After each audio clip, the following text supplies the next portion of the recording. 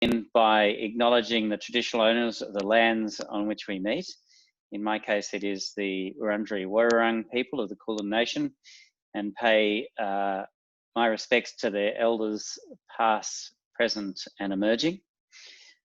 Tonight, we are gathered here to talk about rivers, which are very important to Indigenous people, important to all people, but I think particularly important to First Nations, which drive so much of their economy. So it's a nice way to start for this. I mean, an essential way to start, but a nice way to start. So tonight we are talking about different models of advocacy for waterways, for fresh water, for rivers, for water bodies, for waterways. We do have a bit of a focus on rivers in particular, but we are not exclusively sticking to rivers, I don't think, or none of the three models presented, none of the three ways of working to represent the environment. I'd like to begin by acknowledging that this concept was Anne McGregor's idea from Friends of Merri Creek, who realised that all three of us either worked or lived in the catchment, and it would be a good idea to bring us together to explore really the big question that we all face, which is how can change be achieved for our freshwater places, which is the question that will hang over us tonight, and we'll regroup on that at the end. The order of speaking will be Michael Simon, then from International Rivers, Chris Wootton from Water Stewardship, and then myself from the Waterkeeper Alliance. The models are different. They are complementary, but they are quite different, and they overlap somewhat in some places sometimes.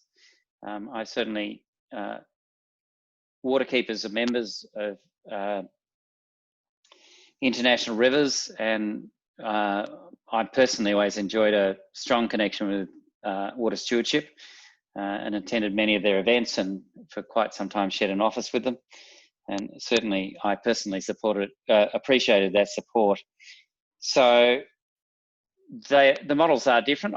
My view of if we want to achieve change is that we want all sorts of models out there operating to push forward for the environment, since there is so much pushback against the environment, and to my mind, particularly against fresh water, which is so crucial to our health and well-being, but goes far beyond that to my sense of rights of nature, which I will touch on in the end of my speech. International Rivers, which Michael will explain in much more depth, is focused on grassroots networking. Water Stewardship is focused on really corporations and the private enterprise and driving change there outside of government largely, but not entirely. And the Waterkeeper Alliance has a particular model on having people speak for waterways, individuals representing the waterways and their groups, and speaking on behalf and telling stories about the river. So I will now, without any further ado, introduce Michael Simon from International Rivers. Thank you, Michael. Thanks, Andrew. And here's the slides. Thank you for organising Anne and Andrew and Kristen and Chris. It's a real pleasure to be here with you all tonight. We've got three presenters, so we're going to all go over our slides quite quickly, but hopefully that means we've got good time at the end for some questions and discussion. So I'll be introducing you to a snapshot of our work. And next slide, please, Kristen. So we're a US-based organisation based in Southern California, in Oakland, but working extensively across the globe, particularly in the developing world. We've got these 6 goals. So we work in all those different spaces Andrew talked about. We work with the private sector, we work with government, we work on human rights. Our 5th and 6th goals are, I guess, our core vision for how we see freshwater and rivers being protected in the world. Our 5th goal is really about better and more effective water governance. So trying to get all the different players in river basins together to come up with more inclusive governance. And our last goal is around protection of rivers and protection of freshwater, a grossly underrepresented set of ecosystem services globally in terms of the value that they play for communities and for biodiversity. But what I'm going to focus on tonight is the focus on our first goal, which is around people movements, connecting to community, strengthening movements for healthy rivers. Next slide, please.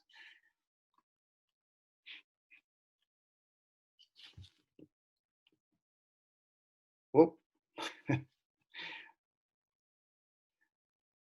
Go back. Okay, so how we work is that we bring together civil society groups to try and elevate their voice so that they have more power in decision making over rivers and over the freshwater resources. How we do that, or how we strengthen a local voice, is by making sure that we have strong networks, that we have an evidence base, and an evidence base both on science and economics, but also on Indigenous knowledge. Andrew started with an acknowledgement of the land that we sit on in Melbourne being the historic land of Indigenous people. Where we work across the globe, it is often with Indigenous peoples, ethnic minorities peoples, many who have been marginalised from society, but luckily still many who are connected to their place, to their rivers. And a lot of the mission of our organisation is to make sure, to try and help those communities stay connected to place. Next slide, please. So, as I said, we work across the globe, particularly in Latin America, in Africa, and across Asia. So to give you a snapshot very quickly, verbally, of what that is, in Africa, we work, well, across the globe, we work largely on very big transboundary rivers that are shared by multiple countries, and rivers that are sought after for the development of the developing world. So, for example, in Africa, we work on the Congo Basin, largely in one country, but that river is particularly under threat from damming, and that damming is to send electricity across the southern part of African continent to deliver energy into the mining sector, largely of Southern Africa, of South Africa. In the Amazon, in Latin America, we work both in the headwaters with Indigenous peoples in Peru, as well as in the downstream in Brazil. And in Asia, we're working on some of the big transboundary rivers there, the Ganges-Brahmaputra Meghna system, which comes out of the Himalayas down through India into Bangladesh, and then other transboundary rivers that I'll go into a bit more depth on in Southeast Asia. Next slide, please. So to try and paint that out a little bit, I'll look at two different works that we're doing on networking. In the greater Mekong region, we have a regional network called the Save the Mekong Network. This is not established by International Rivers, but we support it and we try and connect it out to international lessons that we've learned in other basins, but we also really try and support advocates from the Mekong to be able to have more power in their deliberations with government, but also with the private sector. Next slide, please, Kristen. So for those of you who don't know the Mekong, very quickly, it's the 10th largest river in the world. It's shared by 6 countries. It underpins the food bowl of Southeast Asia in the Delta, the lower system in Vietnam and Cambodia, where there's extensive rice and horticulture, and also the largest inland fishery in the world. But this river, like many of these transboundary rivers globally, is under extreme pressure from development. The most clear pressure comes from large dams, largely being built for hydropower, but also for irrigation and for urban water supply increasingly. What you're seeing on that map is largely dams that are being built in the upper Mekong in China, but also in many of the tributaries. And for a long time, we've been trying to work to keep the Mekong mainstream, the downstream part, free flowing. But over the last few years, dams have started to come there. What that does is put a huge pressure on the communities. 60 million people live in the basin, 260, more than 260 in the Greater Basin, and many of them rely on the economy of the river from fisheries, either directly or indirectly, and from rice and other food production. What the dams are doing is stopping the free flow of the river. They're stopping the long distance migrations of fish. And basically, those dams being built for hydropower are taking the future of the river away from the poor people. Many of these people who are still largely subsistence based, and people who rely on that river and who are connected to that river culturally and spiritually. So it's a decision about development, which is fundamentally changing the way that the river works. So the network that we work with includes people from the lower basin who are working to protect the fishery in the Tonle Sap, the Great Lake in Cambodia, people who are working with fisher and farmer folk in the Mekong Delta, and people who are working in the upper regions in largely small forest or small-scale farming context. All of those people are part of this network, and what we try and do is help them be connected so that their voice together has more influence over this development trajectory. Next slide, please. Having to go very fast here.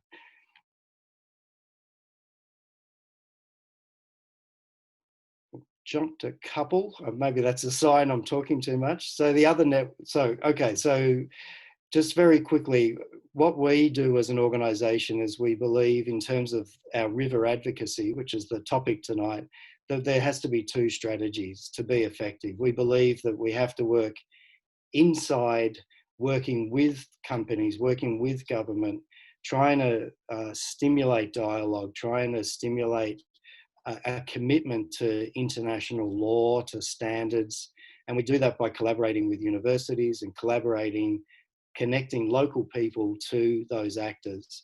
But we also believe it's important that we stand outside of those processes of dialogue and are able to speak truth to power with very direct campaigning and advocacy. So we use the media a lot, we use protests, but we also, underpinning all of that is that we have a strong network from the region supported with an international connection. Next slide.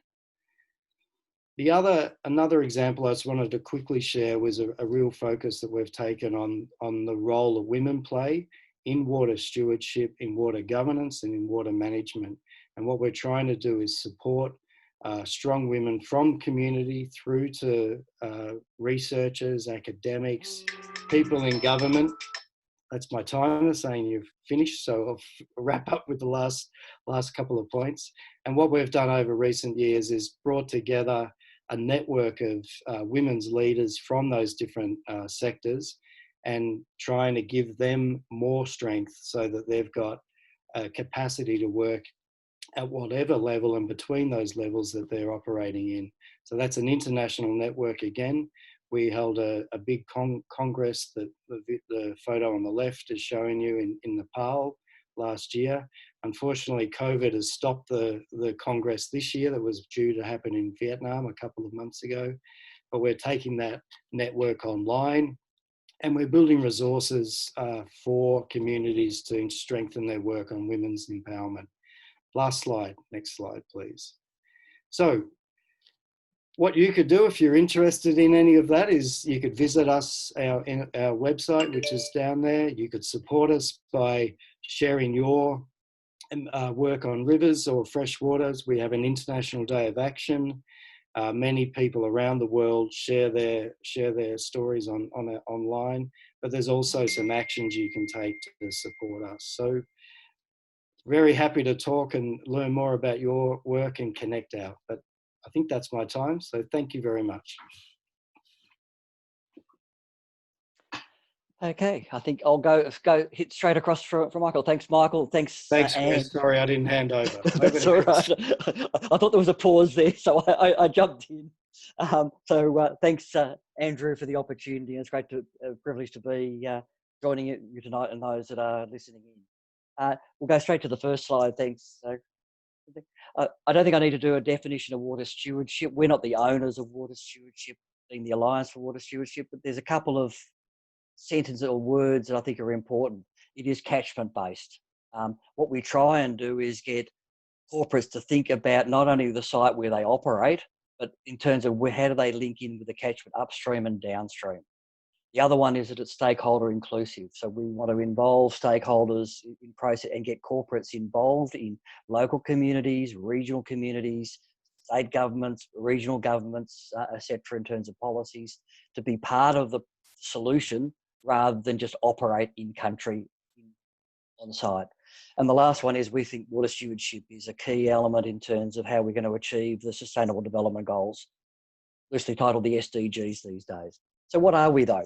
In terms of the Alliance for Water Stewardship, we have what we call a standard called the AWS standard certification. We're the only global standard in water, because what we want to do is make sure not only do corporates say that they're going to do the right thing, but we actually audit them to make sure they do the right things. And what we've talked about certifications about good governance. It's about sustainable water balance, not just using the water efficiently, as many factories and sites tend to do. It's about the whole water balance for the site.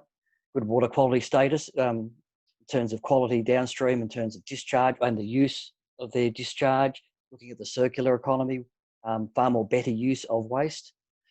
For waterways, important water, we group them all in terms of water-related areas, in terms of wetlands, grasslands, etc. So what can a site do and be aware of that they could contribute to the growth, the protection in terms of waterways, and of course, becoming even more important, safe water wash in terms of safe water hygiene and under COVID conditions. But it's about wash at work, but it's also about taking wash back into the community. We do this through a 5-step process with sites. When I said we're the only global standard in water, there's a group called the ICL Alliance, which is the International Social and Environmental Accreditation and Labelling Organisation based in London. And they certify all standards globally in terms of sustainability. And you can see theirs is FSC is probably the most common one that people will be familiar with. When you buy your copy paper, buy a publication, it should be FSC. There's all sorts of free trade as part of that network. And the key thing about the ICL license is you just can't say we're going to have a standard and it's going to be global and we're just going to look after it ourselves. We have to comply with all the requirements that ICL put in place, and the standards are reviewed every 5 years to make sure that they are moving with the times, but also the quality standards are adhered to. We'll go to the next slide, so I'll keep moving. So where are the Alliance for Water Stewardship? We operate globally. I look after or manage AWS Asia Pacific. So that's primarily, obviously, the region we tend to understand as Asia Pacific. There's also South Asia. There's a Middle East group. There's Africa, Europe. The headquarters are based in UK. We have North America, and we also have South America in terms of certifying sites around the world. So I'll go to the next slide. So what's the difference between our approach? Our approach is we realise that businesses and corporates are a huge part of the solution. But what we need to do is get businesses working with the public sector and civil society. And the way we do that is through what we call the Alliance, and we do it through a membership base. So I'll go to the next slide. So we're a member base, not-for-profit charity. UK is a charity, we're a charity, we're not-for-profit, but we actually operate more as a B2B type of business-to-business type of operation. So we've got a range of members who are some very household names in terms of having sites worldwide, but we also have civil society, like worldwide. WWF are one of our key supporters. We have WaterAid working with us in terms of the wash elements, and there's a range of other new members that are coming on stream. NHS in Scotland, for example, is now a member because there are huge concerns about what is happening in terms of pharmaceuticals in the sewerage system. That people are putting down the sewage system through normal processes, I might say, not by dumping. And what impact is that having on waterways and oceans? And we know that there are some serious impacts in terms of hormone replacement chemicals that people are taking, steroids, etc., that are going into the system. And NHS have recognised this in Scotland as being a major factor, and therefore using water stewardship, because it involves all the different stakeholders to try and address that issue. Next slide, please. I'm trying to skip through here fairly quickly, hopefully. 2 case studies I thought would be worthwhile. Obviously, we work in China, we work in Indonesia, we work in Japan, South Korea, Taiwan as well. We have certified sites there. But we have 2 sites in Australia and New Zealand. We have the Renmark Irrigation Trust. So we have a farming group, obviously the food bowl and their production and use of irrigation water. They've been able to achieve 98% efficiency in terms of their water use. And they've delivered, the key part though, is the role in terms of important waterways and as such in terms of delivered 337 megalitres per year back into the environment just through their own act. This isn't government buyback of water. This isn't trading of water. This is water that's been released by the Renmark Irrigation Trust because of the way they're now doing things as a collective. And they have a vision to really engage the whole local community now in terms of Renmark to be certified as being water stewards, being independently audited to be that. Ingham's is another good example. They were the largest water user for the southeast region of Melbourne. Is their one site. They have a site in South Australia that's also certified, and now also in New Zealand. But they save 70% of water. But they've actually done a huge amount of work in terms of putting better water into the local creek, developed wetlands near the plant, and there's been rehabilitation, drainage lines, creeks, but we're really a key part to looking at the Western Port Biosphere. So if you haven't seen the Western Port Biosphere information, it's worthwhile looking at that as being a sub-alliance itself with a water stewardship underpinning. And going to the last slide to keep within my time, well, what can people do? You can always join us as an individual or an organisation member to join the family that are interested in water stewardship and want to see water stewardship grow around in Australia and worldwide. You can take your own capacity building and do training in water stewardship, so you can become professionally accredited if you wish to, or just be more informed about water stewardship, the principles involved, because you don't have to be certified, you can follow the principles. And the principles are all publicly available. That's one of the requirements of an ISTL standard, is you can look up the standard, you can download the standard, you can download the guidance notes, and you can implement that at your own area, your own site. And that's the thing about the standard, it is for all sites. It's not location specific, it's not sector or business specific. It can be applied to any water using site. You can become a water steward household, and if you want to look up more, there's a website there, and there's also an email. If you want more information, we can send that to you. I'll do a plug to say, obviously, if you've got questions, type your questions into the chat box, because Kristen is searching through those, and we're going to cover questions. So I think I will try and stop there to be as tight as I can in terms of time, but I think I've just got before my alarm goes off. So happy to answer questions when we get to questions, but please type them in. If we don't get them this evening, we'll also try and respond to all questions post the session as well. So I'll now hand over to Andrew. And just before I hand over to Andrew, there's just one line in Andrew's bio that's on the website, which I thought was lovely. He has a very hard decision every day when he's about to go into his motorboat on the Yarra. Do I turn upstream or downstream? I never know what the answer might be, Andrew, so I'll hand it over to you.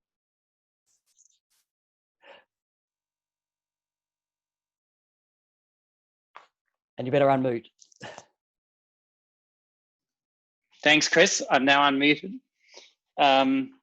I guess I'd add to that, very exciting news. We've got a new boat for the river. We're replacing our old boat, and it's electric. So eventually we'll put solar panels on the roof and it will charge itself naturally from the sunlight.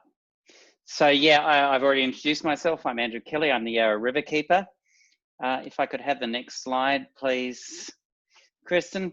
I am a member of the Waterkeeper Alliance. There are more than 300 waterkeepers worldwide. We began on the Hudson River in New York, a group of grassroots fishermen who were tired of being excluded from the river and watching their river be polluted. So that's how it started. Other people thought it was a good idea and followed along, and then they put together the Alliance, which is has some quality standards, but each riverkeeper gets to define their own role in a way, you know, what suits their catchment best. But every one of us speaks for our waterway. We have a spokesperson who will speak on behalf of the waterway, speak on behalf of the group, and represent that. And so I'm going to be going through 3 examples so you kind of get the flavour of what we do from the variety of the people you'll meet. I'm just going to have to keep an eye on the time. I think Chris left me a little extra time. So we're going to start with Rashima Ingraham, who's the Bahamas waterkeeper. Rashima is the Bimini coastal waterkeeper, which is in the Bahamas. If you could just pop down the next slide so everybody can figure out where the next slide is, Kristen. So there's the Bahamas off Florida, an independent state, formerly a British colony under a British style of law. And next slide, please, Kristen. Hasn't come up very well on my screen. I hope you're seeing it better than I am, but it is a stunningly beautiful place, absolutely gorgeous coral keys and atolls, reefs, a very vulnerable landscape, and one in which, so there's 700 islands, there's about 400 to 500,000 people living there. It's an independent country. It's completely pretty much dependent on tourism for its living. The other thing it's dependent on is financial services. There are no taxes, no capital gains, no income taxes, etc. in the Bahamas. So that attracts an interesting group. But interesting, not only there are no taxes, but there's no real environmental protection laws either. So it means that hotels can release sewage into the water. There can be oil spills. There's a whole range of day-to-day threats that Rashima and Waterkeepers Bahamas need to deal with. So there's the immediate threats. If I go to the next slide, please, Kristen. Next slide gives them a good description of what, whoops, we're going ahead. It gives a very good idea of their core areas. They're protecting, responding to oil pollution, and there's a recent oil spill last year in the Bahamas from the Equinor site. Then they're also fighting, which is a very classic riverkeeper thing to do, fighting for environmental protection. They're fighting for marine parks, and they're using evidence-based work to support what they're saying. Rashima has a legal background. She's a paralegal in Nassau, the capital, before she became a waterkeeper. Next slide, please. And the next waterkeeper I've chosen is a very different style and a very different part of the world. Nabil Musa is on the upper Tigris. This is Kurdistan. This is on the border with Turkey. It's mountainous and it feeds the whole of the Tigris. The Tigris flows down through Baghdad and Basra into the Persian Gulf. So Middle East, a war-torn zone until very recently, still very volatile, a very dangerous place to be an environmentalist. And I'd note that it's aside from Melbourne, it is often a very dangerous career to pursue, with a number of assassinations that happen yearly. So look, I admire Nabil for his bravery, amongst other things. He's very much a kind of a lone cowboy out there fighting for the waters when everybody else is focusing on other things. His background is in theatre. He went to London where he studied theatre and worked in the theatre before he returned home to defend the waterways. He's also something of an adventure outfitter. He helps people get into remote places. And I think that's also a fairly, not uncommon, I should say, perhaps, feature of riverkeepers, is that they'll often come from that background. And we have Meg Ali on the Canali River in Nepal, for example, who runs kayaks down the Canali River and is known as Mr. River in Nepal. But Nabil, if we could just go to the next slide. So he doesn't have a website, but he does have a Facebook page. You can go to his Facebook page. He's included an Australian down there, below. And Nabil's very much about telling the story of the rivers. So it's hard to fight guns and tanks. And his method of doing it is by raising the profile of waters in Iraq through, often through movies. And he's very prolific, so you'll find lots of excellent and quite eye-opening videos online if you search for him. So that's another style of waterkeeper. And if we could go to our third and last, is Senlong Yuk, who also works with International Rivers with Michael Simon.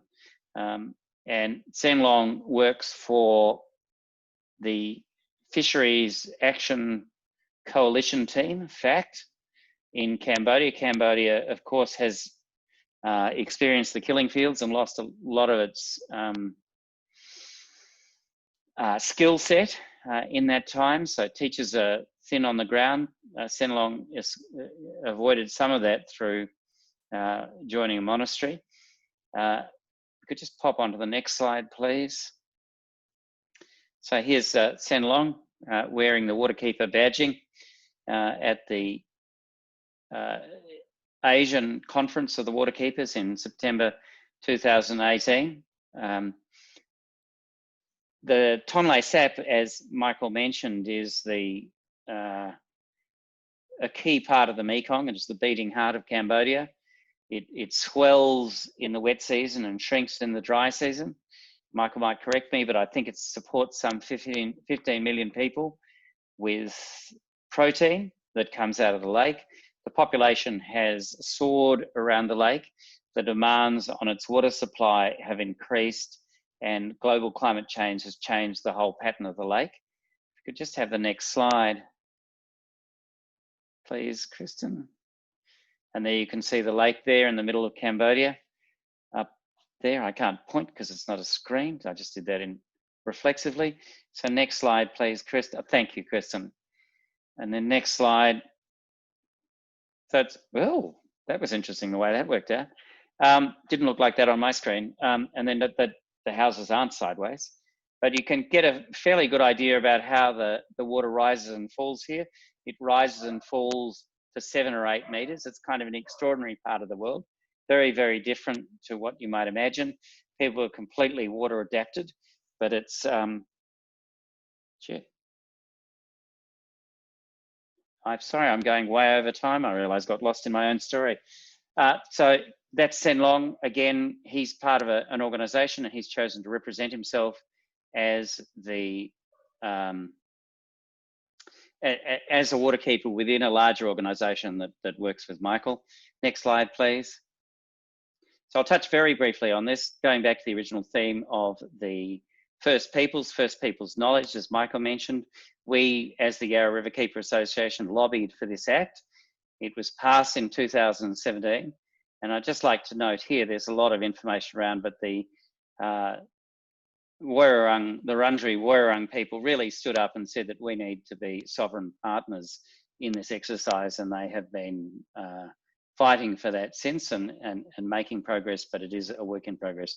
So I think I better bring it to the end since I've gone way over time. My apologies for that.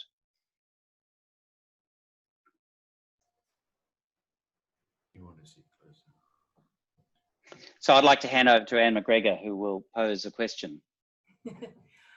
Well, on behalf of the Friends of Merri Creek, I'd very much like to, and all the audience, to thank Michael, Chris and Andrew for a very informative and concise introduction to the really important work of their organisations. I found it fascinating. I'd encourage people to visit the websites of the 3 organisations to find out more, learn more, and perhaps get involved. And also put your questions to the speakers in the chat box now. First question, though, I want to throw to each speaker in turn, is what are the big opportunities that your organisation sees for change in the future in relation to water and rivers? First of all, I think Michael. Thanks, Anne. And Thanks, Chris and Andrew. Really fascinating. And I guess to pick up, without stealing Andrew's thunder, around the world, the last slide Andrew had of what's been achieved here with the Birrarung Act, that sort of revisioning of rivers and connecting rivers much more clearly into the legal system and giving rights to rivers is an emerging area which we see a lot of opportunity in. And we're working on that in Chile, we're working on it in Peru, in parts of India. So it's a growing movement. But the other one I would focus on is really something which is emerging as a potential positive out of COVID, which is a revisioning for our natural systems, and particularly around our freshwater. And for us, that means that rivers are being valued differently, and it is coinciding with the market actually delivering better ways, cheaper ways, more efficient ways to deliver energy than large hydropower that destroys rivers, basically. So solar and wind, as it has got market penetration, is actually undermining the business case for damming rivers. And out of COVID, there's a new energy towards that, trying to vision differently what our societies will look like, and particularly how remote communities can be supported to stay connected to their ecosystems and to stay connected to the land and the rivers that they rely on. I could talk a lot more, Anne, but I'll stop there. Should I pass off to Chris again? The handball. Yeah, it's a good question. I think there's no one silver bullet. I think it's a collection of models and alliances and networks. The more that we can connect, the better. I think the only the positive sign that we see, and we hope that COVID doesn't have a negative impact on it, is that many large corporates now have a far greater commitment in terms of their social and environmental license, and are actively trying, and should be, I might add, doing things. And that's where there's a lot of resources, expertise, etc., that can be drawn in to making a difference and stopping some of the actions and things that we all have seen in Australia and around the world. So I think there are positive signs there that corporates in many ways are leading many governments in terms of these sorts of developments. They're getting ahead now of regulation, but also in terms of investors are changing their ways in terms of how they rank projects, how they fund projects. Unless they are socially and environmentally sustainable, they're not getting the funds to be able to do it. So there's a couple of things on the horizon which are making changes, and we hope through Water Stewardship we can try and anchor those in, but also audit them at the same time and make sure that they're doing the right things. So over to Andrew. Thanks, Chris. I'd pick up on what Michael said. I think in terms of, obviously, since he was cross-referencing, we were cross-referencing each other, but rights for rivers, and in essence, rights for rivers is pinned by Indigenous first owner, traditional owner beliefs and understandings and knowledge, I think. And I think both Michael and Chris mentioned Indigenous knowledge, and that is rising to the fore, I think. And if you look at something like the Matawara, the Fitzroy River, the Indigenous understanding of the hidden underground water flows of that river are quite extraordinary. So it's an area that we just are really beginning to learn about, and if we can incorporate it into rights for rivers and for other ecosystems, I think that would be fantastic. Great, thank you. So if people can please just start writing any questions that you have in the chat, and then we will pass it on to our speakers. But there was one previously done, which was Michael Watson asked during your presentation, Chris, whether you use a standard for auditing. Yeah, there's two separate processes. There's a process for certification, and they have to go through an extensive documentation, research, stakeholder process. Then they are independently audited. So the auditor goes through their items. When they say, and we have done X, Y, Z, or we have consulted with such a community, they have to be able to provide evidence, or the auditors, in fact, go to that community and say, has this business consulted with you about the way they're using water, or how they could use water more efficiently, differently, etc. So the auditors are completely separate, and they prepare a report, and they actually make the determination as to what level of certification, and it gets reviewed every 3 years. And there's also a thing what's called witness audits in between. So there are random audits where auditors will go into a site and actually do an audit unannounced, where they'll just go in, test that all the items that they're saying they're meant to be doing, they have done, and where they're deficient, and reporting on those deficiencies. And if they find that they're deficient, they'll either take away the certification, which is one action, or downgrade their certification, because there's different levels of certification as well. So it's a very well thought out quality process. It has to meet the stringent requirements of ISEAL in terms of that independent audit. So we know that they're doing what they say they're meant to be doing, not just putting it on paper. And there was also one question probably directed towards you, Andrew. It's from Mary Ellen. So she says, I know that there is a goal to clean up and clear along the Yarra River in order to take it back to natural habitat. On the way in Warburton, a house has been built in the last year that is within 20 to 30 metres of the river's edge. How could any new house be permitted to be built this close to the river in such a very small allotment? Mary Ellen, I'm really surprised that that's happened. There has been new planning controls. The Yarra planning controls have been put in on a temporary basis since 2016. So I'm surprised that I would have thought it was well back. It should be back at 30 metres at Warrandyte. I'd have to check the exact specification. Warburton might be beyond where our planning controls that I've just been talking to apply. Look, I'm appalled. I'm shocked. I don't know how it can happen, but it does happen. I think strange things get permitted, but it is completely unacceptable, and I can't really add much more than that, Mary Ellen. And then there's one question that's probably just a general question. Will the PowerPoints be available afterwards? I can definitely distribute the PowerPoints in a follow-up email to everyone. So apologies in advance for scrolling through very quickly during some of the presentations. And then another one would be geared towards Andrew from Catherine Clare. So what would you say your biggest challenges were starting the Riverkeeper Alliance? And what were the key questions you asked that help you understand what model approach to use? Thank you for that question, Catherine. I'm in the fortunate position that I inherited, in a sense, the role of Riverkeeper. I had a predecessor, Ian Penrose, who did a fantastic job of being the first Riverkeeper and building the foundations. It developed in New York on the Hudson. It was a group of, as I said, blue collar fishermen who felt their rights were being infringed. It has this legal flavour.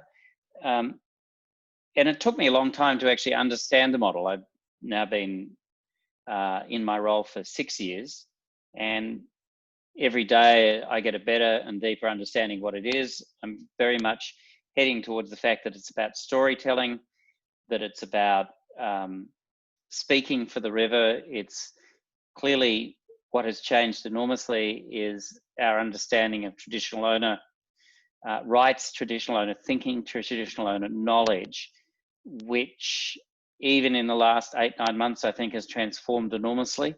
I think we have had in the past a very colonial attitude that traditional owners existed far away, but of course, more traditional owners live in cities than anywhere else, just like the rest of us. So for me, that was one of the key things that we're trying to come to understand. And I mean, I like the model because it was about storytelling, and that's kind of my professional background. Maybe others would like to say why they liked their model, Chris and Michael. What attracted you? I think we're handballing to each other, Michael. So, yeah, well, I'm similar situation in terms of inherited. We're very fortunate. We had a guy by the name of Michael Spencer is really probably the founder of water stewardship certification. While we look at certification is a global model, Michael and many others with Michael realised it was no good having a certification scheme that applied to Australia. Australia was just too small to be able to get that sort of traction. So they were very keen to then set up AWS International, what we call SCIO, which is a Scottish entity. It's AWS International, so that it was a global standard that had that sort of credibility and gravitas, and put all those in action. So we now obviously only look after Asia Pacific, but AWS International now leads and runs with the standard. And I think the fantastic or the clever part of it was getting the ISEAL part. So it just wasn't a standalone, tick the box, rubber stamp type of certification. So we see this as a long-term program. That's what I used to work at Border Works and Melbourne Water, and worked in soil conservation, agricultural extension, and a whole host of bits and pieces. So this was sort of like one of those sorts of roles that you find, this is something which brings me back to the environment, brings me back to the things that I know I enjoyed working on in the very early days, back in being an ex-geography teacher. So that goes back even further. So that's where this is sort of a culmination of all of that. So, and trying to get corporates to do things. Because in essence, when we look around, we talk to councils, we talk to local communities, and the resources, the energy, the passion, it's all there, but just not the resources. And corporates have some of those resources, and how can we tap into it and get them investing in the right things? So that was also the other part. So maybe Michael. Yeah, thanks, Chris. I think my organisation started in the 80s, came out of the US environmental movement, started by some leading activists working on river protection in California and across the States. They had a big success in getting an act, a US act called the Wild and Scenic Rivers Act up. But what they were seeing at that time was that many companies from the States, from Australia, from Scandinavia, from across Europe, Japan, and more recently China, were looking to the developing world to, as fast as possible, develop those rivers into a really exploitative model of development.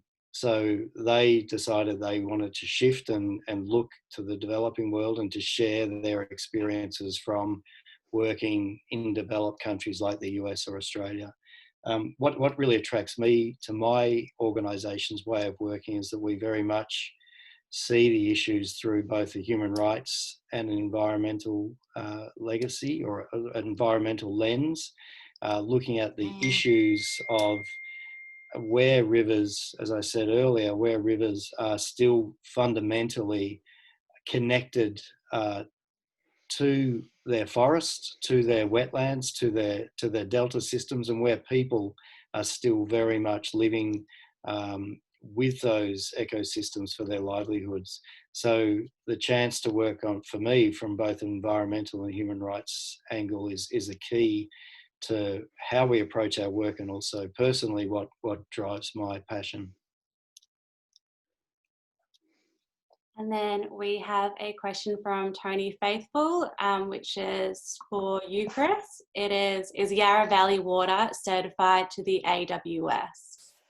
No, they're not. Although, we'll give them their due. We actually tend to certify large water-using entities that have multi-sites, tend to have very long supply chains where water is an essential process. Yarra Valley Water itself is not a large water user, but we are working with Yarra Valley Water with their working out ways and means that we do things with non-domestic customers. So we're looking at work there, and we're also talking with Yarra Valley Water in terms of how we can get households to be more water steward, be more water stewardship in terms of their use. And so on our website, we've got there's a survey tool that is running. You can run your household through it.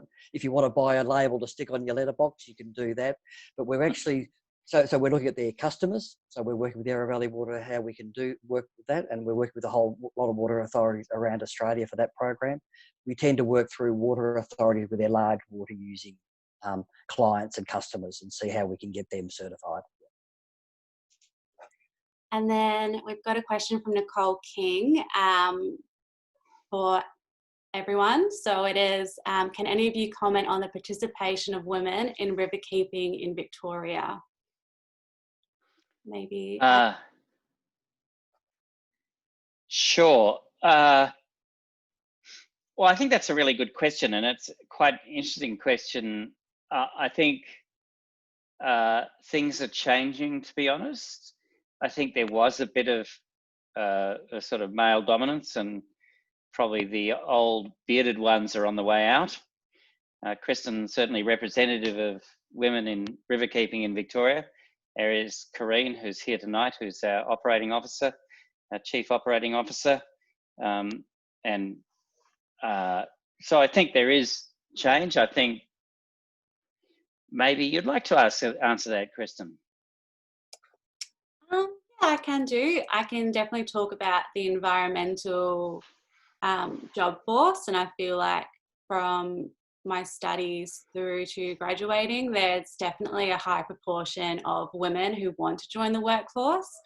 I definitely think it's getting there. It's definitely probably one of the areas in Australia that's probably going to have a better representation of women working. That's my answer. I hope that helps. Would you like to answer, Chris and Michael, from the perspectives? I mean, you've already mentioned, Michael, about women in... Yeah, maybe I don't know the answer to that because I don't work so much in Victoria, but I guess an observation, which probably won't be news to too many, but an observation from our work globally is that women are critically involved in water management and water stewardship.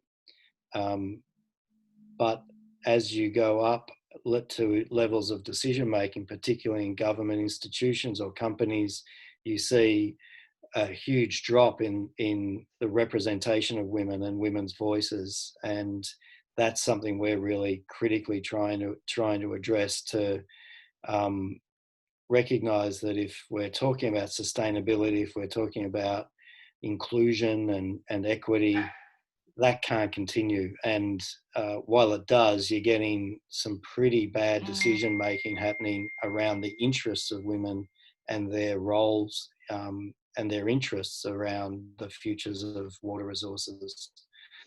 So hopefully that's not the case in Victoria, but unfortunately that's what we're seeing globally. Yeah, I can only echo those comments. We see women leading in terms of community consultations and in terms of wash at work type programs, in terms of getting far better services within work, wash at work and hygiene, personal hygiene programs going in corporations where they're just, because of the hierarchy is male oriented, don't see the issues until staff as a collective group, as part of the stewardship process, that comes out, and staff action groups get together to talk about how to improve not only the hygiene at work, but also wash and hygiene at home as well. So it's a central part, but in terms of decision making, yes, we still have that, especially overseas, not so much in Victoria, but we do have issues in Victoria as well in terms of gender issues and imbalances, etc. But you do notice it dramatically overseas in terms of government and decision-making processes, that where policy and regulations being determined is a very male-oriented, and therefore is a very slanted and not 50% of the view that needs to be made. So hopefully through these processes they will improve, but we've got a long way to go in terms of gender diversity and gender equity programs. Not so much in Australia, but yes, but definitely overseas. Can I jump in there with a bit of, bring it back to the local example on Merri Creek. I'm president of Merri Creek Management Committee, and our manager, Louisa McMillan, is another woman, and quite a lot of the staff of the management committee are women as well. So I think we're doing quite well on that gender. Most of our volunteers, I think, are women, Kristen, aren't they? Our professional volunteers. Yeah, I think that mirrors, a lot of them are studying a Master of Environment. I think it's a course in Victoria or Australia in general where it's mainly skewed towards more females undertaking it. So yeah, in that, but also women are more likely to be volunteers as well. So that kind of changes the perspective. But I do think Australia is a good opportunity to make sure that environmental jobs have better gender diversity. I am wary that we're coming to 8:30. So if anyone has any more questions, we can continue. I actually do have a sneaky question, if that's okay, for you, Michael. Yeah, sure. It's mainly, I think, how your organisation is able to put controls in place to make sure that you will come across as facilitating rather than imposing when you get involved with developing countries. Yeah, great question. It's critical to how we approach our work in networks is that we don't have the answers. We have experience that we can share, and we have connections that we can make to bring people together, but we definitely go in with a listening mode and very much wanting to honour and support local knowledge and local aspirations. So we don't go in with a hard and fast answer of this is how a campaign should run, or this is how the river should be protected. It's very much that point I was saying around respecting local people's human rights and their aspirations, and then really trying to build and strengthen the networks by sharing information. So it's really about collaboration, about solidarity. A lot of what we do pre-COVID is supporting exchanges of people. People like Seng Long, Andrew talked about, he will join us in going to Laos to talk about his vision of the Mekong River from the Tonle Sap, because many people who are upstream don't actually know or haven't seen the river from his perspective. So a lot of what we have been doing is facilitating exchanges.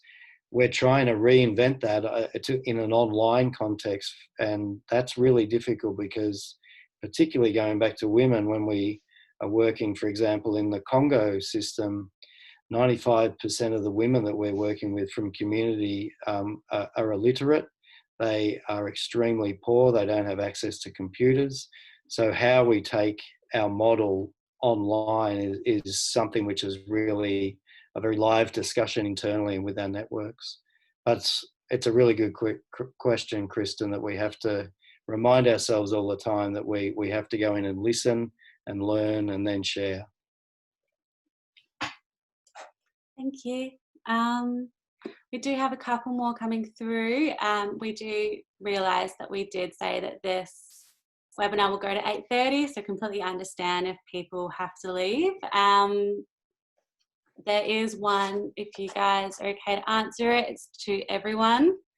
Well, I love the one from Environment Education, asked if we can do more of this. They said it's been a great session and so valuable. I agree. I don't know if the rest of the speakers do. I hope so. And then we have one to everyone. So from Scott Marson, do any of your organisations work intentionally to increase recreational use of rivers to elevate appreciation of their values and resources? Any success stories from that working space? May I leap in with this one? Because I think it's a really fascinating question. And because there's real tension between, our motto is our Yarra healthy, wealthy and loved, no, healthy, protected and loved. And loved is important, but there is an inherent conflict between love as well, because you can love something to death. So I think there's a real challenge about where that right balance is. And currently there is a Yarra strategic plan being finalised, hopefully. And part of the issue around the draft was that they assumed that you could always have recreation and biodiversity simultaneously. but you do have to choose. I think you have to prioritise something somewhere and accept there'll be a degradation of biodiversity, or you do have to exclude recreation sometimes. So we do try and increase recreational use of the rivers, but it is challenging because given how many people there are now around rivers, it can be a real challenge in terms of the biodiversity. Anybody else want to add? In some of the areas we work overseas, in many ways, it's trying to return the river to a basic quality state where it's being overly over polluted, excess use of waste, whether it's from a site or from an urban area per se. So recreation may not be the intention, but it does allow much better use or more enjoyable use and an impact in terms of diversity, in terms of river use, by trying to get the water quality back up to where it should be. One of the most successful things I've seen in Cambodia is the transformation of people who have been forced by a loss of access to their forest, in a way forced into hunting, particularly and hunting and foraging bird life from the top of the Tonle Sap Lake. And some organisations there have been working with those people to transform their livelihood options by ecotourism, by supporting them to become bird guides for people like me going to visit the Tonle Sap, going to look at this biosphere of world heritage of Ramsar quality and Ramsar recognition, and those people have been transformed from poachers into guides, and it's a much more stable economy, much safer, and it underpins a whole ecotourism industry. So there's some really positive stories like that globally as well as in Australia. I'd like to just acknowledge my colleague from the Werribee, John Forrester, the Werribee Riverkeeper, who's here tonight. We did actually note that we had a big meeting this morning where there were a majority of women at the table, and we men were in a minority, which was a pleasing experience in terms of change. So thanks for the comment, John. And I think that is probably all for tonight. I'd like to say thank you again to our speakers, Chris, Michael and Andrew, as well as Anne, who had the idea of this event in the first place. That's great, which is one of the reasons why we're all here tonight. So the chat will be saved, and I'll hope to get a written response to those questions as well, and we'll also send out the PowerPoint presentation, and there is a recording of this webinar also, so that will be uploaded to the Yarra Riverkeeper Association's YouTube channel, so it can be a resource that is accessed in the future. Terrific. Thank you. Thank you. Thanks, everybody. Thank you for coming along. Thank you to the other speakers, my colleagues, and particularly to Anne McGregor. Thank you, Anne, for your brilliant suggestion. Thanks, everyone. Thanks, Michael.